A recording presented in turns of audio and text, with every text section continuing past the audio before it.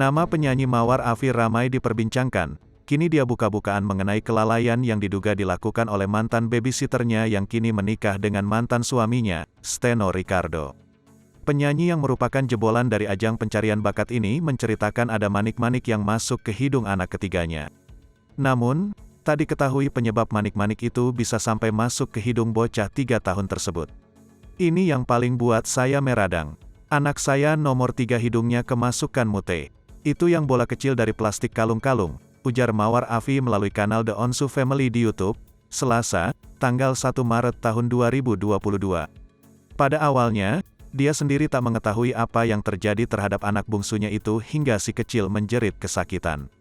"Sohor," kata dia, "sakit banget gitu," kata Mawar Afi. Saat itu dia berpikir anaknya itu sedang pilek lantaran hidungnya merah dan rongga hidungnya membengkak. Namun, karena khawatir dia pun memutuskan pergi ke dokter keesokan harinya.